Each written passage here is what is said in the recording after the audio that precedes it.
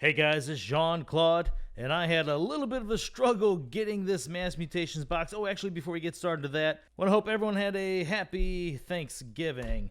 Okay, so I was saying I actually struggled getting this. That's why I didn't make a video for a little bit.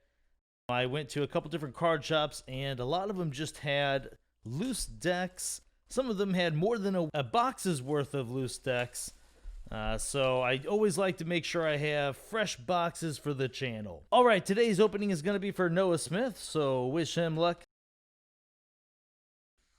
Let's see what you have. Good luck to you. Let's see something very, very good. All right. Oh, it's a purple Archon. Very lucky on the channel here. Love seeing purple. Star Alliance is the first house, second house is Sanctum, and the third house is Dis. Titan Song, spawn of Samargal. Got double horns on this thing. Okay, that's a little bit freaky. Lightning in the back. Two different star bursts. Interesting. All right, good luck. Jumping right into this thing. Starting off with Star Alliance, it's Particle Sweep, Amber Nebula Plate, deal 2 damage to a creature if it's a mutant, destroy it instead. New Frontiers, Amber Nebula Plate, choose a house, reveal the top 3 cards of your deck, archive each card of the chosen house, and discard the others. That's a great card. Mutagenesis Researcher, 3 power, enhanced every type of pip. Survey, Amber Nebula Plate, enhanced the draw pip. Look at the top 2 cards of your deck, discard one of them. Seen some card quality already, and check this out. Subject Kirby with the damage pip, 2 power, play, fight, reap. You may play a non-Star Alliance creature this turn. Love seeing the cycling so far. Subdue, Amber Nebula Plate, deal 1 damage to a creature and stun it. Security Droid, 4 power, taunt, may be played as an upgrade instead of creature with the text this creature gains taunt.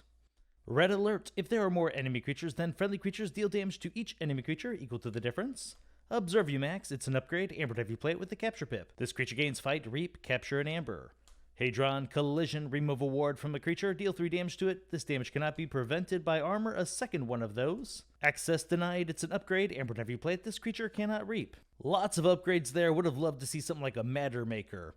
Now we're on to Sanctum, it's Dino Knight with a damage pip, 6 power, 2 armor. Play, you may exalt it. If you do, deal 3 damage to a creature. Love that play effect. Oh my gosh, Lady Lorena, 6 power, 3 armor. This has taunt, and check this out, its taunt also applies to its neighbor's neighbor. So this card actually protects not the neighbors right here, but 2 neighbors, so 2 on each side. That is really insane. So much survivability, 6 power is huge, 3 armor is pretty epic. That is an awesome card to see. Congratulations. Honorable Claim, Amber Nebula Plate. Each friendly night creature captures an amber. That's a good card as well. The Spirit's Way. Destroy each creature with power 3 or higher. I do like seeing these types of board wipes. We certainly will not play this if you have Lady Lorena out. The Grey Rider, 2 power, deploy. Play, fight, reap. You may ready and fight with a neighboring creature. Lieutenant Gorvanal, 4 power, 1 armor. After you fight with the creature, it captures an amber. Fangs of Gizelheart, Amber Nebula Plate, purge the most powerful creature. Look at Sanctum here with the best way to remove gigantic creatures. Commandeer, Amber Nebula Plate, for the remainder of the turn. After you play another card, a friendly creature captures an amber. Another one of those. Let's see some more creatures though. Champion NFL, 6 power, 1 armor, and taunt. Burning Glare, Amber Nebula Plate, enhance the damage pip. Stun an enemy creature or stun each enemy mutant creature. Bulwark with an amber pip, 4 power, 1 armor, assault 2. Each of its neighbors gains assault 2. Hoping we find some creatures we really want to protect with those taunts here in Sanctum. Now we're on to Dis, it's Harvest Time. Choose a trait. Purge each card with that trait. Each player gains 1 amber for each card they control that was purged this way. This is a really unique card for 2 reasons. 1, a lot of houses seem to have a lot of themes like Saurians or dinosaurs, so this deck doesn't have Saurians. We can use this card to really mess up a Saurian deck. 2, this is low-key a really awesome artifact removal. Notice right here it says, choose a trait, purge each card with that trait. Well, guess what? There's a lot of artifacts with like location on it, weapon. You kind of see where I'm going at here. It's totally worth it if your opponent has a really problematic artifact to purge it, completely remove it from the game, and give them an amber in exchange. I like seeing that. Soul Keeper, it's an upgrade. Amber Nebula Plate. This creature gains destroyed. Destroy the most powerful enemy creature. Obsidian Forge, it's an artifact with an amber pip, a damage pip, and a draw pip. Action, destroy any number of friendly creatures. You may forge a key at +6 current cost, reduced by 1 amber for each creature destroyed this way. If you forge a key this way, destroy Obsidian Forge. Techno Fiend is 3 power, reap, discard a card from your hand. If you do, you draw a card, destroyed, steal an amber.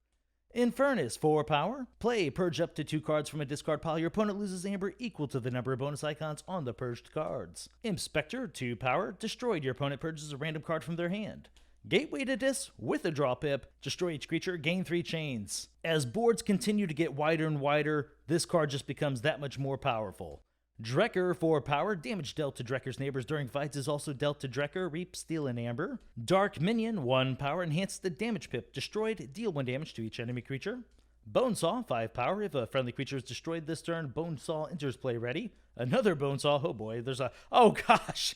I was just about to say there's another card underneath, and I have not seen a card after Bonesaw, so unless it was something like maybe a Maverick or a Legacy card possibly...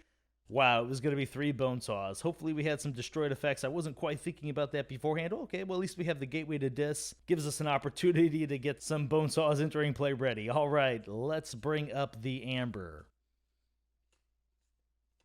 Okay, Harvest Time has a chance of getting us some, so we'll put it up. We'll probably count it as 1. Might even play it safer and not count it, but we'll see. Kind of wish Starlance had a lot more creatures, but there are only 2. Okay, 3 in all of Starlance? Wow. Wow, that is really low. Okay, so for the Amber count, we have 1, 2, 3, 4, 5, 6, 7, 8, 9, 10, 11, 12, 13, 14, 15. 15 is not bad. Not sure if I'm looking forward to the creature count. Let's bring up the Amber control first, though. A little bit slower, but that's okay. Honorable Claim is nice. Commander cannot complain about that. Very good. Burning Glare slows him down a little bit. Drekker. Infernus, as always. Techno Fiend. Gorvanal. Okay, got a decent amount of Amber control in this deck. All right, so 1, 2, 3, 4, 5, 6, 7, 8, 9, 9 cards. A couple of those could be bigger, so that's nice. Now for the thing I'm worried about. Let's see how many creatures are in this deck. That's a big pocket of no creatures. Oh boy. And of course, if it is going to be a lower creature count deck, we had to have 3 Bonesaws of all cards. Why could it not have been, I don't know, just about any other creature? Man, imagine 3 Subject Kirby's. That would have been awesome. All right, here it goes. 1, 5, 10, 15, 16, 17. Oh, thank goodness. I thought this was going to be so low. 17 is actually a very surprising number. So the first thing that stood out to me in this deck is the fact that we have Subject Kirby, and on the same exact turn, we could play down something like the Lady Lorena or the Champion NFL to go ahead and protect it, but I want to actually look at something else here, which is, if our opponent has an elusive creature, there's something pretty cool we can do here. So Lady Lorena, right, protects the next 2 over. Look at this. So if we have a board that looks like this, Lady Lorena is actually protecting both the Kirby and the Grey Rider keeping around. So what can we do with this? Well, that means on a Sanctum turn, we could Reaper fight with the Grey Rider here, which then makes Subject Kirby fight. Well, if our opponent has an elusive creature, that allows us to fight and then play a non-Star Alliance creature this turn.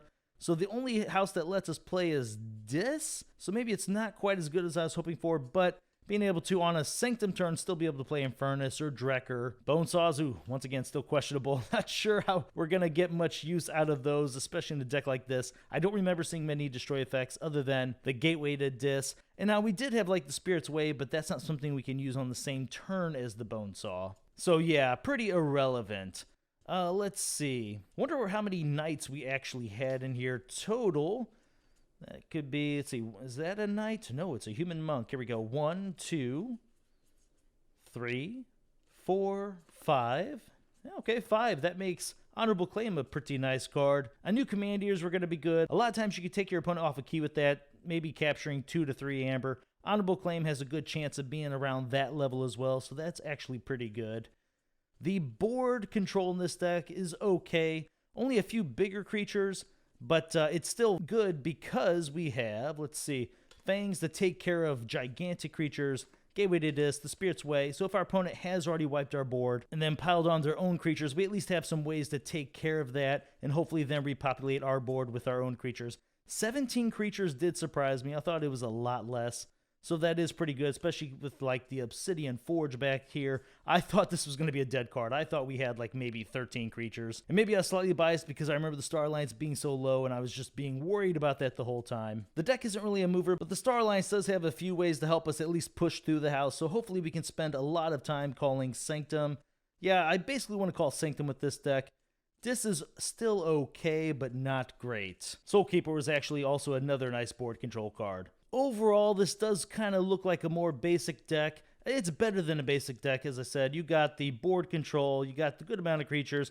Amber was nice. Amber control is fine as well. The Harvest Time being able to double as sort of a semi-board wipe combined with an artifact removal is actually pretty sweet in here. This does hit a lot of check marks that you're looking for whenever you're going to take a deck to a tournament. Alright, Noah Smith, well, I hope you like your deck here. And as always, thank you very much for watching my videos, and I'll see you next time.